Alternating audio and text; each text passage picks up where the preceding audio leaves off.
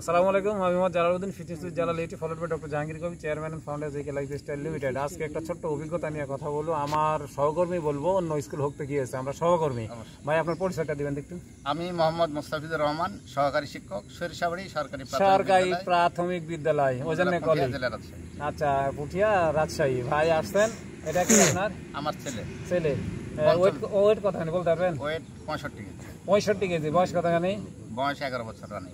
11 বছর, 65 কেজি, পঞ্চম শ্রেণীতে পড়ে। আচ্ছা, আপনি কি খাওয়াইছেন বাচ্চাকে বলেন তো, কি খাওয়াইছেন? ছোটবেলা থেকে সেরেলাক, হরলিক্স, প্রচুর হরলিক্স আর সেরেলাক্স। হ্যাঁ, বলতে থাকেন। এখন মোটামুটি এর খাদ্য হলো মাংস, গরম ভাত, ডিম। গরম ভাত আর ডিম, এটা হলো প্রিয় খাবার। ফার্মের ডিম। কিসের মাংস? যে কোনো মাংস, মানে গরু ফার্মের, সোনালী, ব্রয়লার, কর্ক সব খায়, সব চলে। হ্যাঁ, মাংস হলেই হলো, মাংস ছাড়া ভাত খাবে না। আর স্কুলে যাওয়ার পরে স্কুলে কি খায়? আপনার স্কুলে পড়ে তো কি খায়? স্কুলে বাইরের কোনো খাবারই খায় না। বাইরের বিস্কুট, চানাচুর, কিচ্ছু খায় না। মানে কোল্ড ড্রিঙ্কস খায়। এই আজকাল তুই এত আর কিছু বলা লাগবি? তোর বাসায় এই সমস্যা ছিল না, চলে গেছে। আচ্ছা, ড্রিঙ্কসটা ফেভারিট।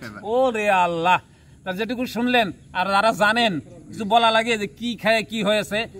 11 বছর বয়স, 65 কেজি ওজন। আর ভবিষ্যৎটা কি? আমার ওজন এখন 62, মানে আমার স্ট্যান্ডার্ড হচ্ছে 65, আমার বয়স 50। তাহলে এই বাচ্চা কি করবে? আমি স্যারকে বলে দিব, সব ঠিক হয়ে যাবে।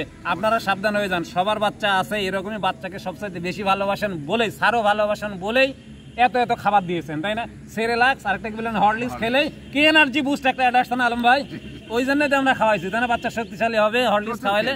আচ্ছা, এগুলো তো সবগুলোই প্রসেস ফুড এবং কেমিক্যাল যুক্ত। আপনি যা খাওয়াইছেন এখন বুঝতেছেন আমার সাথে কানেক্টেড হয়ে। তো এইগুলা বাদ দিবেন। আর যেভাবে স্যারের লাইফস্টাইল, আমি স্যারকে ডিটেলস বুঝাই দিব, আপনারাও স্যারের ওখান থেকে বুঝে নেবেন, গাইডলাইন নেবেন, সব কিছু হয়ে যাবে। কি খাবে, খেতে হবে, কি খেতে হবে না, এটাই হচ্ছে আমার এই স্যারের ভবিষ্যৎ। আর ভবিষ্যতের কি অবস্থা, তাই না? এই বাচ্চা একটু এক্সারসাইজ করে আর নড়াচড়া করতে পারলাম না, একটু আগে দেখলাম, তাই আমি বসাই দিলাম। তো কথা একটাই, সম্পদটা আপনার, আপনি যত্ন করবেন, আরেকজন যত্ন করে দিতে হবে না। তবে সঠিক হয়ে যত্ন করতে হবে। যার স্বাস্থ্য তার সম্পদ। Be healthy and keep healthy. আসসালামু আলাইকুম।